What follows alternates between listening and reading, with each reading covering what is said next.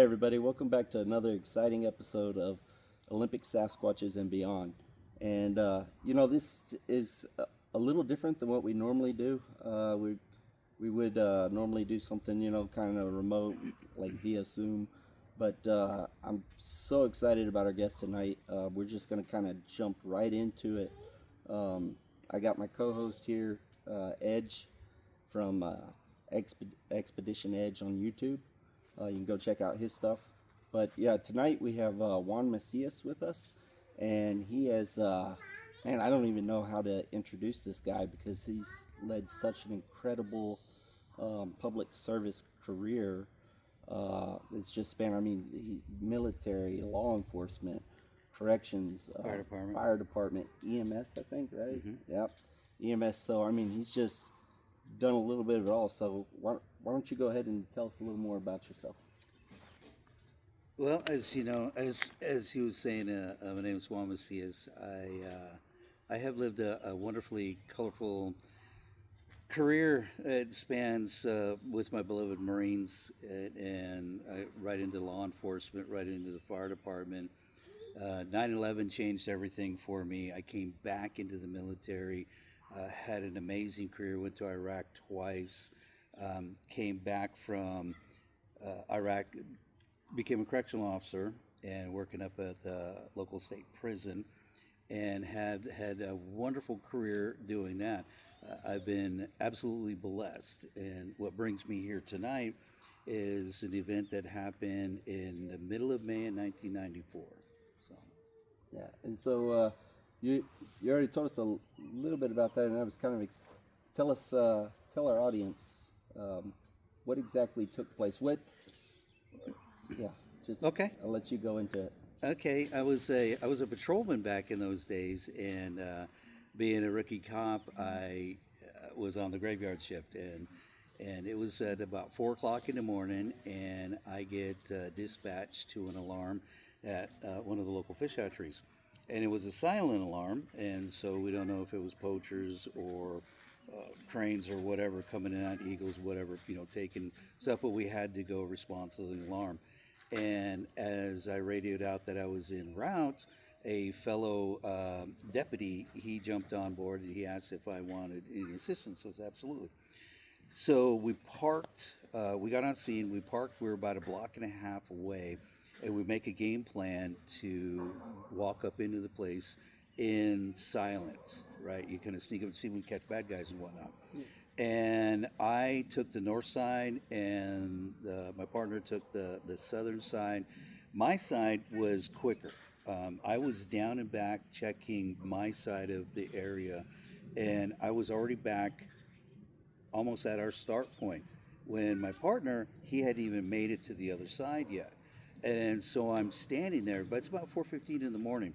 It's very dark. There was no street lamps anywhere around. So all I had was my flashlight. Mm-hmm. And I'm waiting for my partner to get back, and I'm facing towards the Elwha River at this point, because I was at the Elwha Fish Hatchery. They've since moved the locations of that, but this is the old fish hatchery. And so I'm standing on the top of the levee right above, it's called Bosco Creek. It's a man-made creek that they let the adult salmon into the river. So I'm standing there looking into the darkness, and I thought, okay, I got nothing better to do. So I picked up my moonbeam flashlight that we used to carry, and I started scanning. And as I was looking for nothing, and off to about my 1 o'clock, approximately, this is just a guess, maybe 30, 40 yards at best. It was right there. And I'm looking at these eyeballs looking back at me, and they were glowing red, and I wasn't alarmed at all, because I'm like, okay, I grew up in the Pacific Northwest, so animal life out here, it's not alarming. So I immediately thought it was a raccoon. So I'm looking at this raccoon, I'm like, hey, little buddy. And then I thought, wait a minute. I knew what Bosco Creek looked like in the daytime, and the way they had set it up was a gigantic rock bed on the bottom of Bosco Creek, and then they clear cut both sides, so it's this big open area. Mm-hmm. So I'm looking at this, going, okay, it's a raccoon. Okay, what is he doing? Is he like hanging from a tree limb? And and I'm like, wait a minute, there's no trees over there. So I'm processing this, and so this is in the span of seconds. All this was happening, and then I thought, okay, it's blackberry bushes, and then I thought, okay, wait a minute, okay, if the raccoon is on top, then it would be squishing it down, and then so I was not even alarmed. I'm just again trying to process this whole thing, and then so by now it's about 4 seconds into it, and this creature is staring at me, and it turns like this, but it keeps his head at me, and that's when I saw him. I'm like, oh my gosh, what in the world is that? Then it turned it was facing, so he turned this way, and he started walking down through Bosco Creek, and the water was right up to right below its groin area, if you will. And it took a handful of steps, turned and looked at me. And by this point, it's about halfway through Bosco Creek, and that's where my world just collapsed right there. I'm not ashamed to say it that I lost my bladder. It is what it is. I instant fear. I mean, just even talking about bringing this story back up, I come short of words because I have no idea what this thing is in front of me. I've watched a series of, over the years, various Sasquatch documentaries, and they got all these different depictions and drawings and stuff like that. But now I'm looking at this thing, and I have no idea. It was huge, broad shoulders. It was what I would consider, because I had the light on him, it was red and like black matted hair, because it was sprinkling by this time, so it was all damp and wet. And his arms hung way past his waist, and as this thing was walking across, he turns and he looks at me, goes up the other side, looks this way, and then continues on through into the forest. I couldn't even breathe. I've been in 4 combat tours, and I know what fear looks like and feels like. Yeah. We've been in situations in a correctional environment as well as police environment where we know what fear feels like. This was a couple levels above that. I mean, even combat, it was. To this day, that is the most frightening event I've ever had. I couldn't move. At that point, I couldn't talk, and I was just frozen. And my next cognitive moment, I had my 9mm in my hand, but I couldn't bring my arm up, and I still had my flashlight up on my shoulder. We used to carry those very large mag lights, right? So it's up on my shoulder, and I couldn't tell you how many seconds, literally, or even minutes passed. It could have been just seconds. And my radio mic was right here, and then so I just got on there, and the deputy's name was Chuck. And I said, Chuck, I've got movement. And I was just frozen like a statue, looking at where it last departed into the tree line. And the next cognitive moment that occurred was Chuck arrives. He just, boom, he's standing right there, and that kind of snapped me out of it. And his opening statement, it still literally haunts me. He looked at me and he goes, my God, what did you just see, a ghost or something? And I described to him what I saw. And he says, oh my gosh, let's go get it. And I'm like, yeah, no. So my entire, from when I saw it and it walked and it went away, I'm tops at best 10 seconds, at best. It could be lower than that. So Chuck, he pulls out his pistol and he takes off running in the last known direction. And I just remember standing there going, oh my goodness. I mean, because I'm still full of sheer terror. One of the things that the military, but more so my beloved Marines, is you never leave anybody. So if you commit, I'm committing with you, and vice versa. But we try to do it strategically and use some common sense into it. And so Chuck is running off into the darkness, and it was just that military dedication, if you will. So I already had my pea shooter out, and then once we hit the tree line, he was never in the military, but he understands tactics. So we are literally just kind of slithering around the wooded area, just trying to be as tactful as we could. And Chuck turned his flashlight off, so I turned my flashlight off. And we would walk, stop, listen, smell, try to get any senses. We searched the entire area in that little area, like a spiral, if you will. We just kept on like it was a crime scene. Yeah.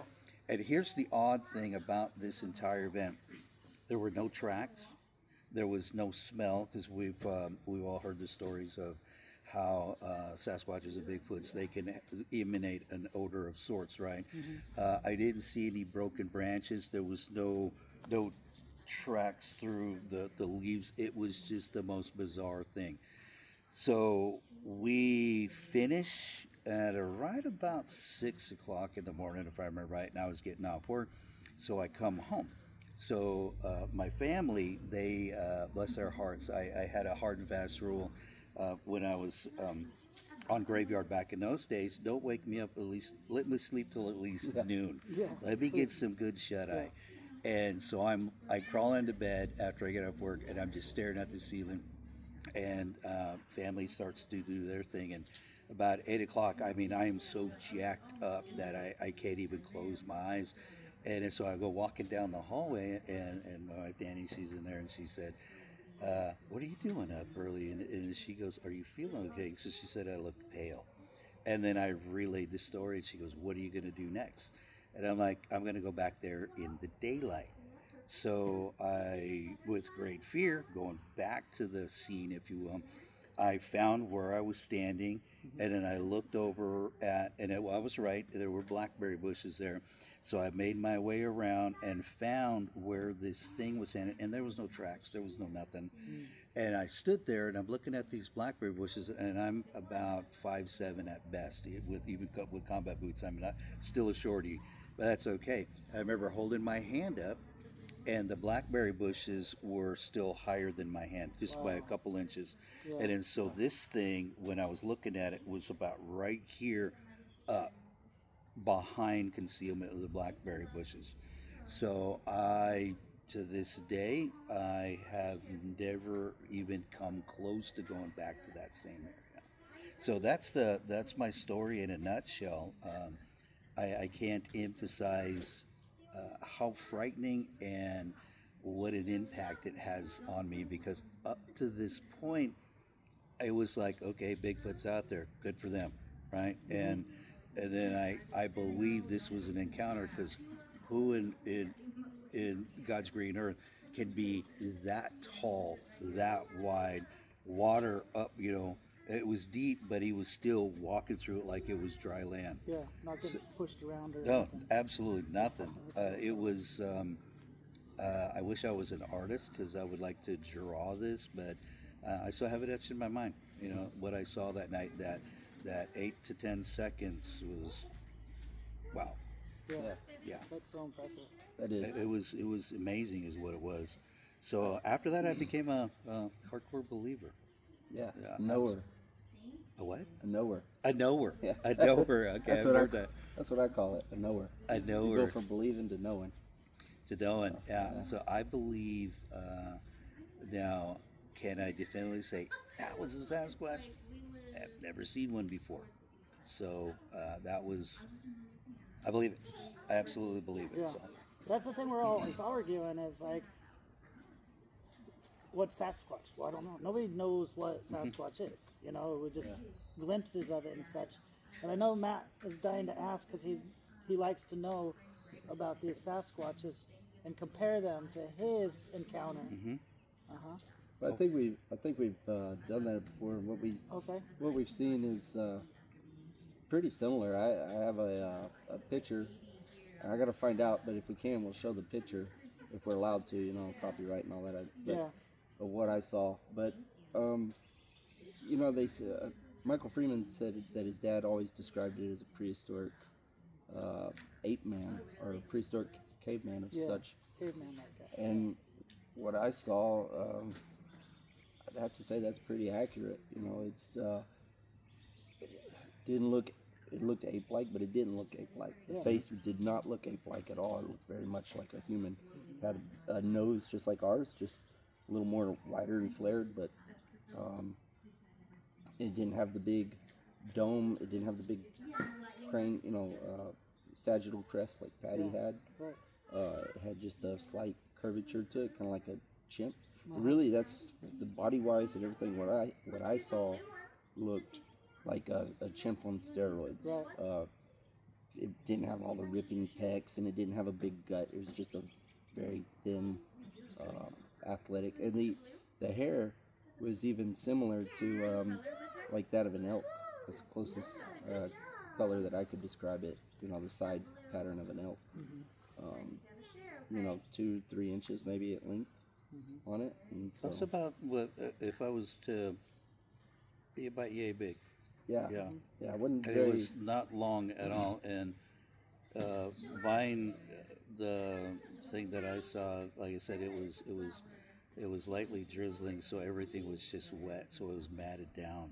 I remember that it was dark and brownish. Yeah. You also noticed it had the red eyes. Yeah. But were you able to see on the forehead if it was more rounded or more?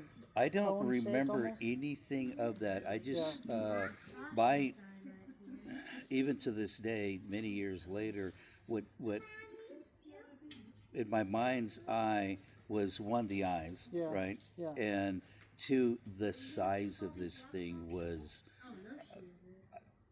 I've seen some pretty big men in my life, even like NFL linebackers and linemen. This thing was still bigger than those guys. I don't remember facial definitions at all. I don't remember that. I think it was more one, why is this raccoon doing this? And then two, to sheer terror for X amount of seconds. So I went from what is this to oh my goodness. So You said something. finer details just kind of went out the window. Person. You said there's two things I kind of wanted, because I know we're going to get a lot of comments about, because people are always wondering. People, like Edge said a minute ago, nobody really knows what Sasquatch is, right? I mean, until we have one in front of us, we don't know. I think I know what you meant, but just for clarification, you said that when you saw it, when you realized what you were looking at, that initial, oh my gosh, this is what I've heard about my whole life. You said you were frozen, that you just couldn't move, that you locked up. That was just because you were afraid, right? Not because it was, they talk about Sasquatches having sonic, Manipulation, using, what's the term? Help me out. What's the, like psychokinesis or something. or like the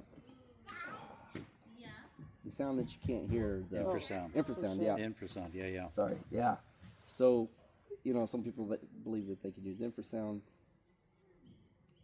What was your take on that? It was just fear, or maybe it was I think it something was that the absolute animals terror had, is what froze me up. Absolute just terror, because once I recognized, this could be a Sasquatch. The size is what freaked me out the most, and then secondly, that could be a Sasquatch. And, so I'm like, oh my gosh. I was oddly there. I've thought about this thousands of times over the years. It didn't feel like it was a threat either. Yeah. It was just the size of it, and it's possibly a Sasquatch, is what scared me. So more almost like a paradigm shifting that makes your body just like, what is going on? Yeah. Do I shoot it or do I just stare at it? And like when I you- bet you had that feeling of, I just want to look at it a little bit longer. I couldn't wait for it to leave. I Oh, remember that. okay, Yeah, I remember okay. that part, because it was. It's hard to describe that level of fright. Remember, I referenced earlier, I've been in numerous combat tours, and so I understand what sheer scared out of your wits feels like. This was a number of levels higher than that type of fear. it's something we've talked about this many times before with both of you offline a time or two. I don't go looking for it, so how did it manifest to me? I have no idea. Why did I get chosen to see it? That's a mystery, because I wasn't looking for it. Like I said, I believe that they existed out there, but I'm like, yeah, okay, whatever. He's out there. Yeah, good for him, right? Yeah. And then I saw it, and I'm like, mother bear, dadgummit. So lots of fright. So lots of scarediness. Scared. Yeah, I was frightened. The second, go ahead. No, go ahead. The second question I had for you was, besides the fright thing, just to kind of clarify for the viewers, because it's something else that's out there in the Bigfoot community, that sometimes these things will glow. Their eyes will have a natural red glow. Was that the case, or was it just glow from the reflection of your mag light? I'm gonna say it was the mag light. I'm pretty sure it was the mag light, because I had been standing on top of that levee for a handful of minutes, just listening to the water run below me, right? And so I had scanned this area numerous times leading up to that. And finally, I just put my light up, and that's when I saw the red eyes. Yeah. So it's definitely from the headlamp. Mm-hmm. Yeah. Yes, indeed. That's what you saw the video that I sent you, the one that's out there for everyone. I think on Salish Sasquatch channel. Sorry, Sarah and Jonathan. But yeah, if y'all haven't seen that, that's another great channel. Go check them out as well. But yeah, there's some eye shine, and it's definitely from the reflection, and that's what we experienced in Quinault. Not to discredit anybody for saying that, because I do believe that there's some phenomena going on there. There's lots of things I don't know. It's until we have one in front of us. Nobody knows, right? Yeah, speculation. Just speaking of nobody knows, one of the things that it boggles my mind. There was no tracks. Remember, we talked about that. There was no it pushing through the woods. Like you can see, like an elk that goes through it. It opens a hole like a freight train, right? There was nothing. It's just it appeared and disappeared. Okay, it's like looking right into the bushes. Like, okay, where did it go? How did it? That was, to this day, still mind-boggling as well. I see people sometimes they'll put, they'll go, oh, well, we lost the tracks, or we tracked this thing for so long. And when I was growing up, I'd watch all the Finding Bigfoots and stuff like that. I'd see them on TV. I'd watch them, Monster Quest. One thing I found in Quinault, though, on the property that we lived on, you could track it a little ways, but then it would stop, even through trackable soil. I don't have an explanation for that. And people go, well, now you're getting into woo or paranormal. Not necessarily. It just means that something happened that I don't understand. Absolutely. So I totally believe you when you say that there was no tracks. There's nothing. There was absolutely zero evidence.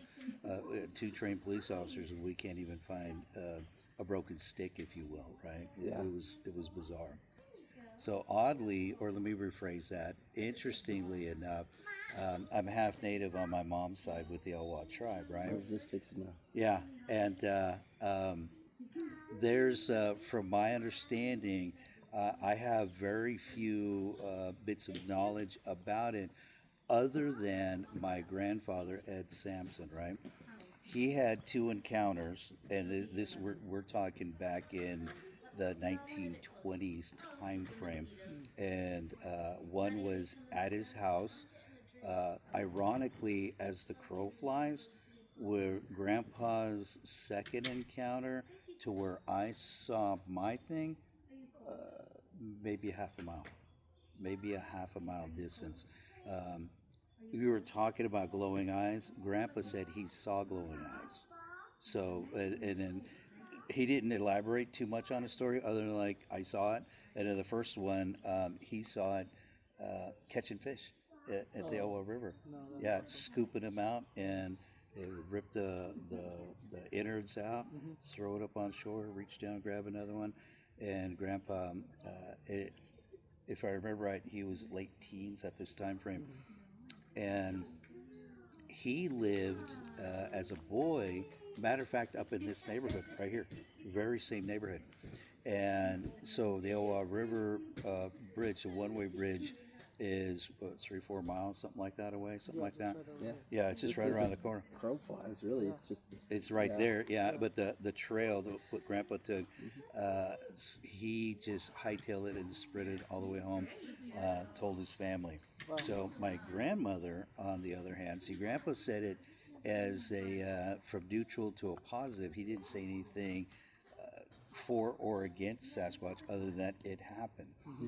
My grandmother, on the other hand, later after I kind of relaxed and calmed down, we're talking days, probably another week, I went and told my grandma and grandpa. Grandpa was like, "Oh, welcome aboard, sonny," you know. He was like, yeah, welcome to the club. And grandma, she just started wringing her hands and she started going, oh my goodness, you know, bless her heart. And I'm like, Grandma, what's going on? And so from her side, it was, I hesitate to say it's a folklore or wives' tale. I don't know what the title is, but her belief is when there's a Sasquatch sighting within a month or 30 days, right? 3 people are going to pass away. Oh, almost taboo then. Yeah, it's like a very much taboo type of thing. So I couldn't talk about it with Grandma after that, but Grandpa was like, "Tell me more, sonny." Yeah. So it's.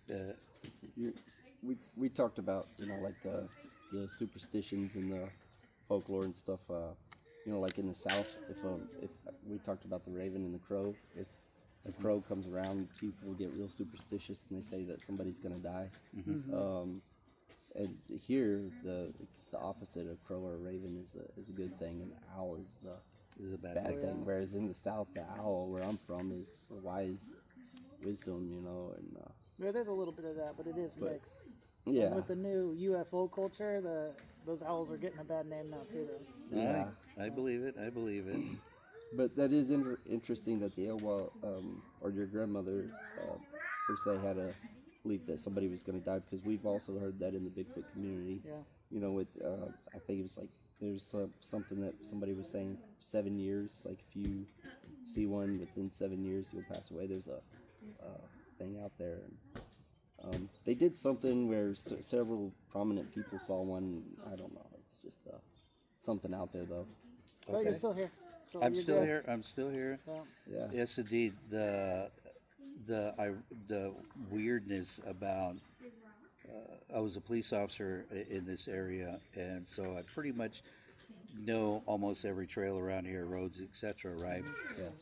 As time went by, when I was working my way up through the ranks, going through patrol sergeant to detective, etc., I started hearing more reports, and if you were to pin them on a map, it would be from where I saw it, and then there was another young man, which was about 400 yards away from where I was at.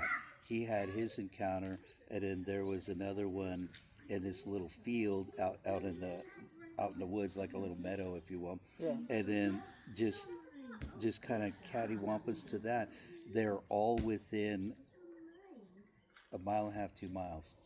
You know, it is just like, so I know that they're here, or this area, part of their area, if you will. I don't know what to call it. Territory, area. Territory, yeah. Whatever. So, but I've only seen it once. Another time, we'll do this another time if you guys want to do this. I did have a second encounter, but it was only audible. But I was about 10 feet away from it when it happened. We could talk about that another time, though. We could do it now if you want. So, okay.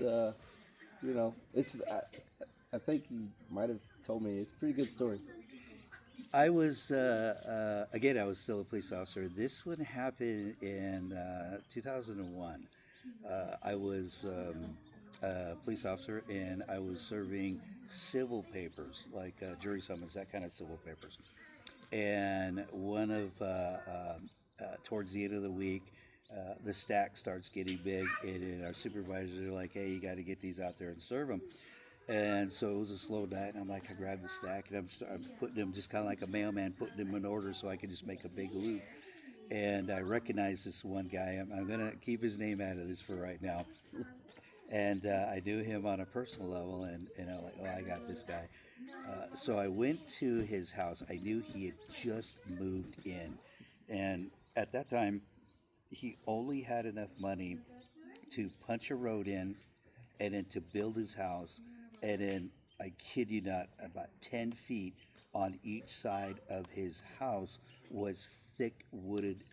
You could not see through it even in the daylight. So this was at night. Nevertheless, knocked on the door. He asked who it was. I told him it was the Avon lady. He foolishly opened the door, and I threw the paper in. I said, "You've been served," and he started calling me all kinds of bad names. And I said, "Let me in for a cup of coffee." And so we went in, and at this point, because he had just moved in days beforehand, and all he had was a kitchen table. He had a sleeping bag on the floor and 2 chairs and a coffee pot. And then so we started drinking coffee and just kind of catching up, right? So at that point, about an hour later, rather, it was time for me to hit the road and go catch bad guys. I gotta make it look like I know what I'm doing out there. So I'm standing on the road. I'm getting ahead of myself. I'm standing on his porch, facing the wood line, and the door's right here, and my buddy's facing this way. And I was literally moments away from getting ready to give him a knuckle bump and then say something like, "I'll see you on the flip side," right? And I start to turn, and at about the 2 o'clock, if you're using the clock method, the 2 o'clock, we hear this, and allow me, because this is the only way I can recreate this sound. It goes, "Badoo." And I was like, "Oh, hey, we got some friends out there." So we both immediately thought cougar. And then I was like, wait a minute. That landed on 2 feet, not 4 feet. And then I was trying to justify it. Maybe it landed simultaneously on the front and back paws. They're like, okay, no worries. I grew up here, right? So no big deal. They're out there. And then as I go again to turn to my buddy to say goodbye, and it starts walking, and it is just on the other side of the tree line, which is 10 feet away. But it's pitch black, except for his porch light. And it's walking. It's a crunch, crunch, crunch, crunch. And then we follow it for, I guess it was maybe about 40 yards. So now it was like at our 10 or 11 o'clock, if you will. And I'm like, well, that's not a cougar. And he goes, I don't know what it is. And so we weren't even alarmed. It was just, okay, it's just a big something out there. And then again, that kind of like the same sound. It was just rapidly going up, kind of like how it came down. And I'm like, okay, that's not a cougar. Okay, because that was lightning fast. So this next part of the story, allow me some leeway to describe the next event. The only way I knew definitively what the next action was, when I was a kid, about 11 or 12 years old, my neighborhood boys, my buddies, we would crawl up as high as we could into some cedar trees, and then we'd go as high as we could, and then the other buddies would stand as far back as they can, and then we would rock back and forth and see how far we could go before the tree breaks. I'm telling you, I wasn't the smartest kid in the world, but that's what we did for entertainment. And the sound that made was like whoosh, whoosh, whoosh, like that. And so this thing goes straight up there, and then you can hear it slow down, and then you just hear it winding up, whoosh, whoosh. And you could tell just by the sound of the whoosh, this was a large thing, and it was presumably a large cedar of sorts, right? And it just goes rock, back and forth, whoosh, whoosh. So immediately pulled out my pea shooter, and he goes, I'm getting my gun. I said, yeah, you are. I kill the light, so we're... And he kept on telling me, put your flashlight up. And I'm like, dude, it's a jungle there. There's no way light's going to get through that. So we listened to this thing rock back and forth, and then it just slowed to a stop. So I don't know the man's name. You probably know. There was a sound recorded California, Colorado, in the late Oh, '70s. the Sierra. This, Yeah. okay, so that Sierra Sounds. so Ron Moorhead. yeah, thank you, Ron Moore. Okay, I recognize it now. So let me stop right there. So ever since my first encounter, every time I'll get brave enough every now and then, right? But what I do, and I'm diming myself out on this, what I do is I open up all the blinds in the house. I keep everything. I get my gun, I put it in my lap, and then I'll load my computer up and watch Sasquatch documentaries in hopes I might see something that resembled what I saw. So I'm like, okay, that's could be his cousin or something like that, right? So I did this on and off over the years. So 6, 7, 8 years ago, I can't even remember what year it was. Finished my chores. I got my dog next to me, and I'm like, okay, guns in my lap, all the windows and all the shades are up, because I'm still frightened of this thing, right? It still has a healthy fear that captures me on that, and so I load it up, and I'm like, nope, nope, that's not it. That's not the guy. That's not the guy. So I've been going at this like for couple hours. And then it dawned on me, oh, wait, I heard that they got audio sounds. I wonder if I can check something out. So let me get back to the story, okay? So my buddy and I he's got he had a rifle, I had my pea shooter, and this thing starts slowing down. And now it's stopped, but we still know it's there. And it's facing away, well, actually, no, it was facing the same direction I was, so it was that way. And it started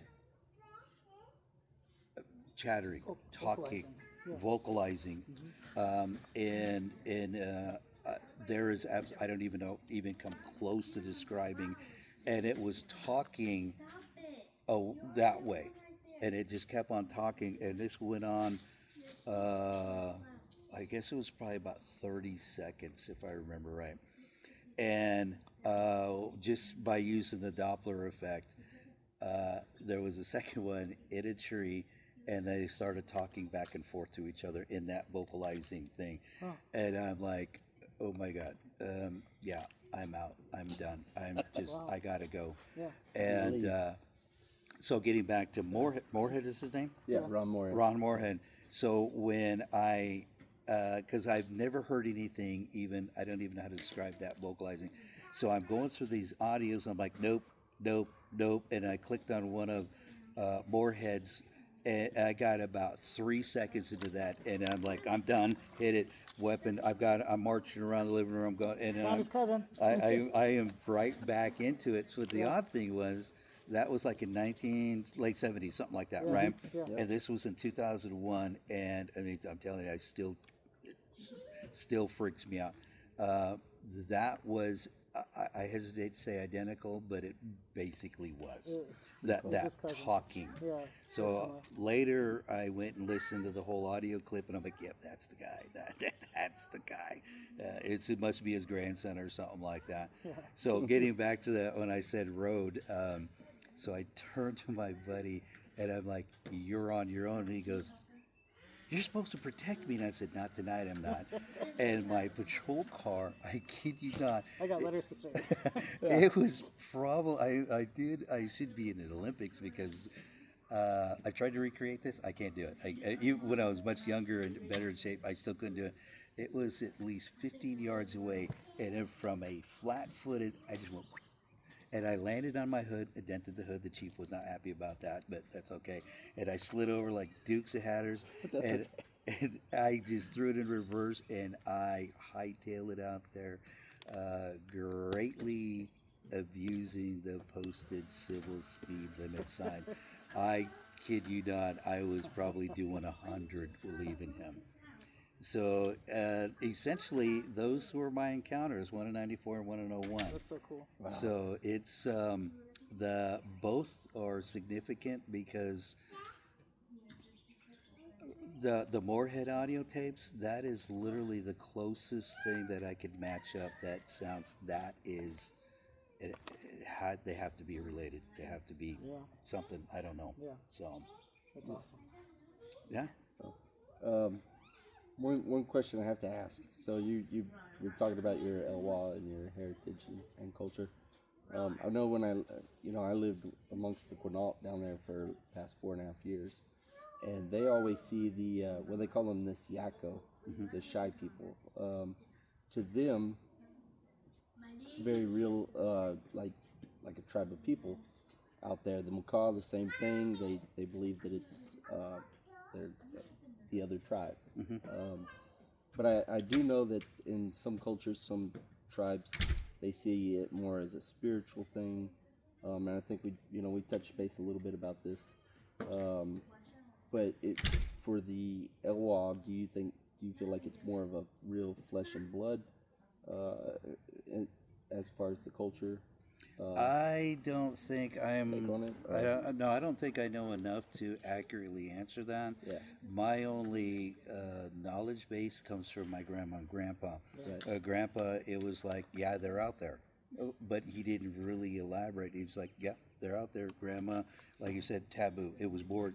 You don't talk that with Grandma. So, I don't know. I'm sure there might be a tribal elder somewhere that would have a better answer for that. Yeah. So I think it just depends too on who you talk to in different places. Because I would find some Quinault people sometimes that did believe more, and then I found some Quinault people that'd be like, there's nothing.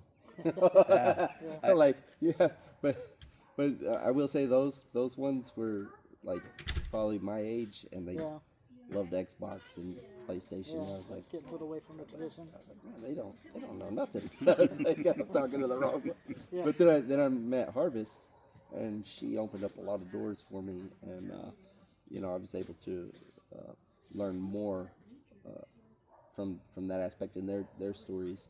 It's really cool if you ever hear some of her stories, because she's got their folklore. There's she'll tell you that, but I have to wonder if they're not based somewhat off something that really happened, and then maybe changed into something else. Sure.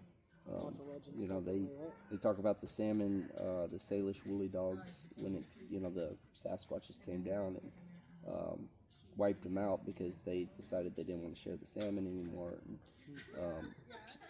doing trade, the Macaw talk about doing trade.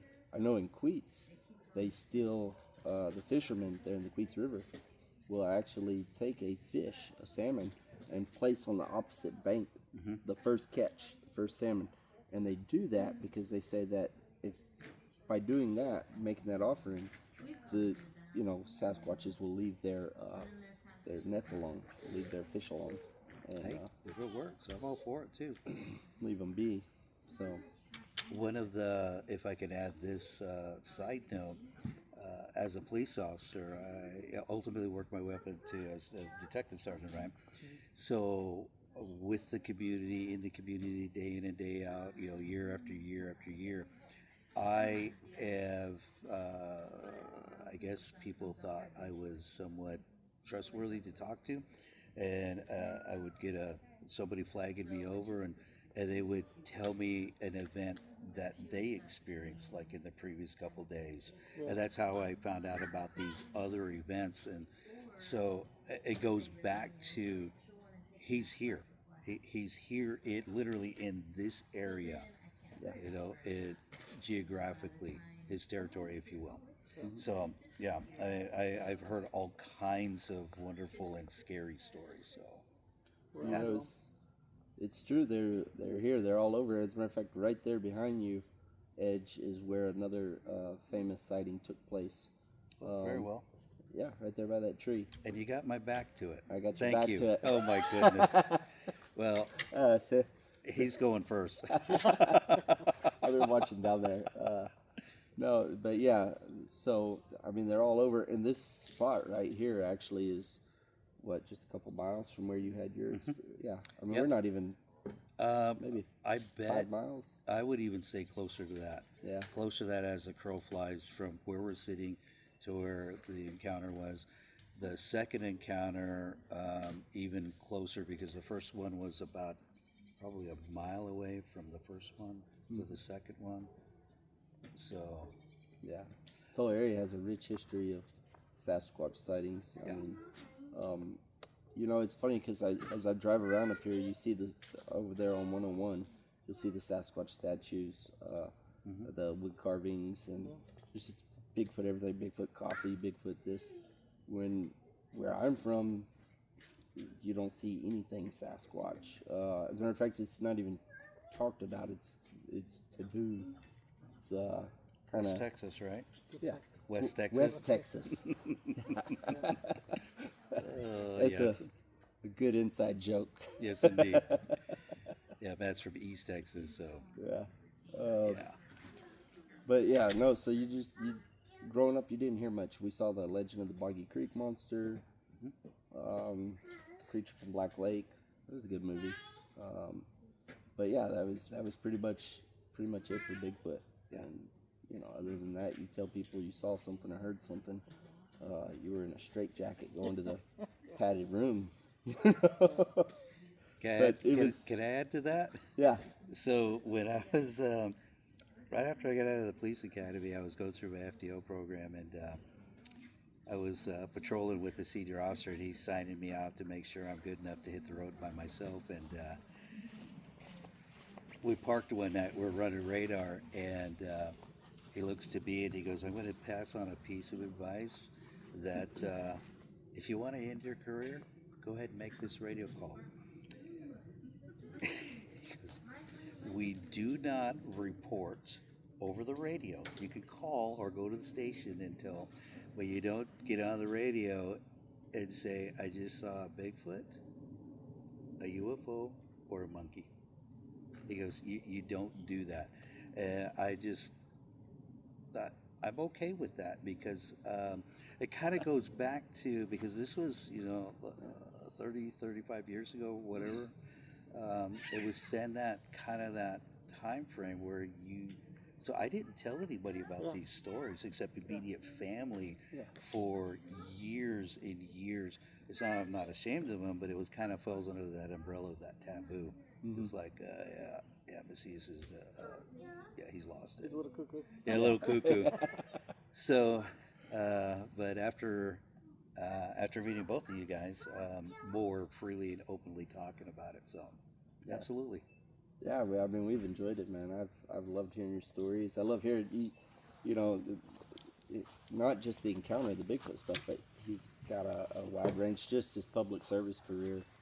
Some of the things that he's shared with us, it's always Macias story time. Macias story time. Macias story time. It's always been a pleasure, and I appreciate you so much for coming on to our show. And you're actually our second episode, so okay, good to go. Yeah, Absolutely. Yeah. Pretty cool. I love hearing the stories, the military stories.